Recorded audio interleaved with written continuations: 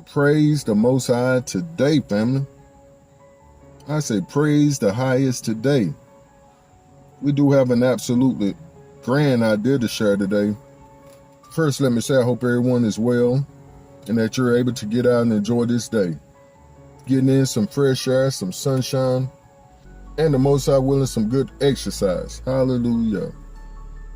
This is our second idea for today. We really want to be obedient. The Most High gives us more ideas. We want to put them on out. But this one is taken from an idea that's a popular saying right now. And I saw it last night on a highlight with LeBron James. And he was going down in the hole, and the commentator said, look at him cook. Oh boy, it was so funny how he said it. Because it was a brother from another mother, a fellow from a different persuasion. So when he said it, it sounded really funny. But he said, look at him cook. But he was cooking though. And we used to use this same term back in the day, but we called it you cooking them.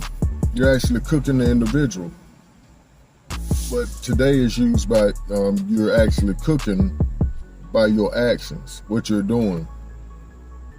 And not in particular so much you cooking the other individual, but your skills, you're showing your skills off by what you're doing. That means cooking. So that's how this idea came about, and it's called Let Him Cook. Let Him cook. And when I said, okay, Pop, I'm gonna let you cook.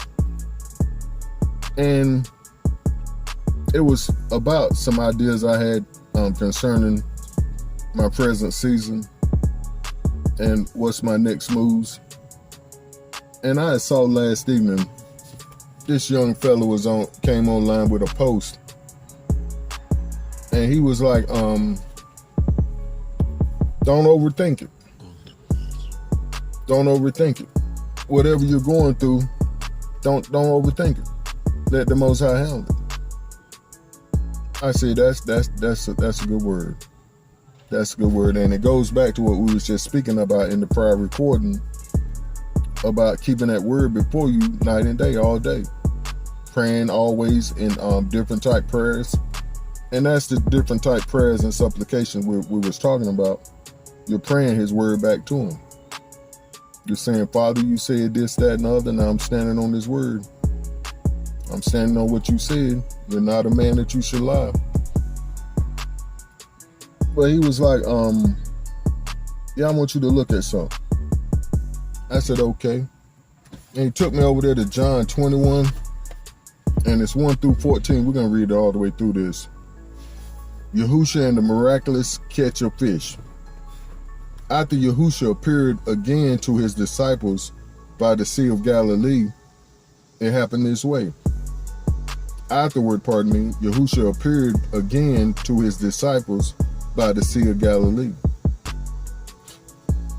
So he apparently had appeared before him beforehand, and now it's going to tell you how this situation happened. It happened this way. Simon Peter, or Kepha, Thomas known as Didymus, Nathanael from Cana in Galilee, the sons of Zebedee, and 2 other disciples were together.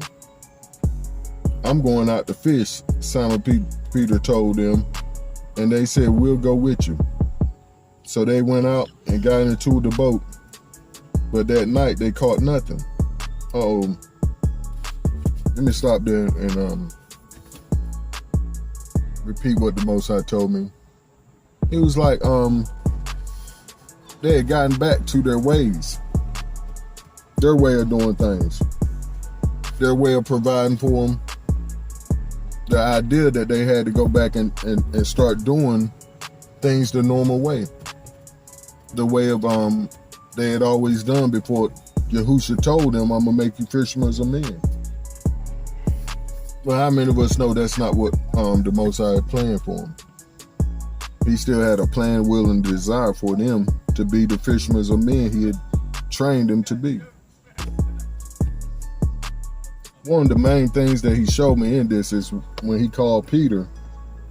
I mean, Peter was the main one saying, well, I'm going fishing. Because Peter was heartbroken. He denied Yahushua. Yahushua told him he was going to deny him. He denied him, turned his back on him, and went on back out there into doing his own thing. And as I was studying this, in some of the notes, it asked the question, why did Yahushua appear to them? And like he did.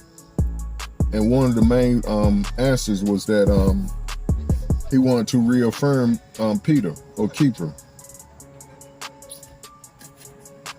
Early in the morning, Yahushua stood on the shore, but the disciples did not realize that it was him. He called out to them, friends, haven't you any fish? No, they answered. He said, well, throw your net on the right side of the boat and you will find some. When they did, they were unable to haul the net in because of the large number of fish. And if we all remember, this is how they met him. He told them to throw the net on one side of the boat and caught a whole huge amount of fish. Then the disciples whom Yahushua loved said to Peter, it is Adonai. And as soon as Simon Peter heard him say, it is the Adonai, he wrapped his outer garment around him, for he had taken it off, and jumped into the water. The disciples followed in the boat, towing the net full of fish, for they were not far from the shore, about 100 yards. And when they landed, they saw a fire burning coals there with fish on it, and some bread. Yahushua said to them, bring some of the fish you have just caught. So Simon climbed back into the boat and dragged the net ashore. It was full of large fish, 153. But even with so many, the net was not torn. Yahushua said to them, come and have breakfast. None of his disciples dare ask him, who are you? They knew it was the Most High, or they knew it was the Adonai. Yahushua came, took the bread and gave it to them, and did the same with the fish. This was now the third time Yahushua appeared to the disciples after he had raised from the dead. In this passage, this is a note I found I thought was real good. In this passage, Yahushua calls Peter and the other disciples from the shore and serves them breakfast and fish for breakfast. Serves them bread and fish for breakfast. Some say that Yahushua's actions demonstrate his willingness to serve his disciples. Some say that Yahushua's actions demonstrates his willingness to serve his disciples by meeting their needs even after his resurrection. And that's what the Most High was showing me. He was like, let me handle this, let me cook. Let me take care of your needs. I got you. Let me take care of what's going on in your life right now. I got you. Let me handle it. Don't try to go back to doing things the old way. You can't do it. Yahushua may have wanted to affirm Peter or Kepha after Kepha had previously denied him, as we just said, and may have wanted the other disciples to hear that he accepted Peter or Kepha. But the most important thing was that he wanted to reaffirm his word to him, that he was in fact raised from the dead, and that he was going to continue to use them to be his fishermen of men, to be the beginning of to carry out his mandate that he read part of in Isaiah 60 or 61. I think it's 61, where he said the Ruach of the Most High is upon me, because he has anointed me to preach the Besorah. And then he was handing the baton off to them. And then they could only do so much. So he handed the baton off to us. And now it's our turn to carry it on out. But it takes us knowing that he's there with us and for us. He's cooking behind the scenes. Just like they didn't recognize him. He had already had the dinner, he had already had breakfast ready. By the time they got to the shore, there was bread and fish there waiting. And he told them to bring some of theirs and to add to the dinner for breakfast. But he's always cooking in the background, family, if we'll let him. Ain't no need for us to come and say, well, let me serve you, let me cook. No. This is what he wants to do for us. He wants to provide. He don't need for us trying to provide a thing unless he tells us to do this, that, and the other. And it's all about what he tells us to do, family. Because see, what I'm learning, our little 2 cents ain't enough to foot the bill. With what we're trying to accomplish, our little 2 cents can't foot the bill. No. He needs us totally dependent on him. Just like when they hadn't caught nothing that night. They was hungry, for sure. During they exerted out strength, trying to catch fish, and hadn't caught nothing. And now he asking them, what'd you catch? They like, nothing, all night. He said, well, toss it over here. And just like the first time he told them to do that, they could have been like, who you? We're fishermen. We do this every day. What you talking about? Toss it over here. But they listened. They learned that. Like, okay, we'll listen. And caught a big haul, 153 fish at one time. And I was wondering, why did they put a number on it? The first time they didn't. 153.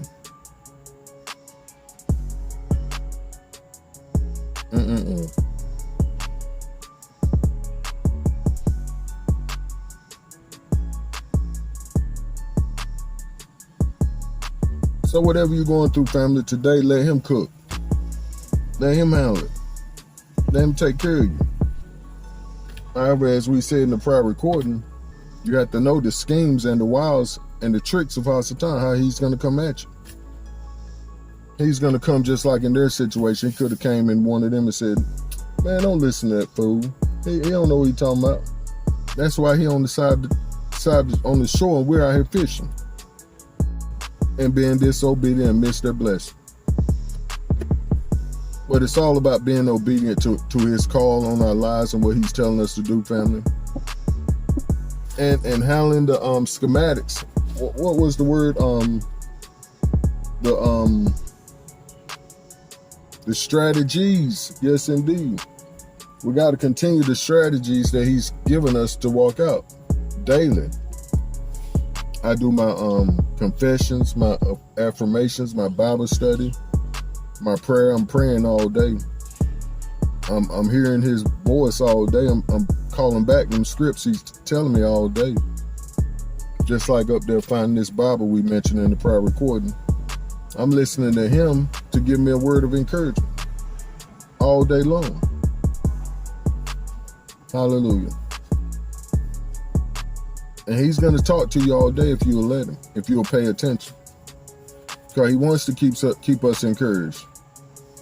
He wants to keep us on an even keel, on an even level with our belief on an even keel. So we can continue to see him working in our lives. Because what the text says, without belief, it's impossible to please him. But how are we going to have belief if we're not talking to him, if we're not hearing what he's saying and saying, okay, I believe that, Pop. I believe it. I'm going to trust you with doing what you say you're going to do. Hallelujah. Hallelujah. That's our time, family. We do love and appreciate you. Do stay up and keep pushing forward in the right direction. Shalom. Hallelujah.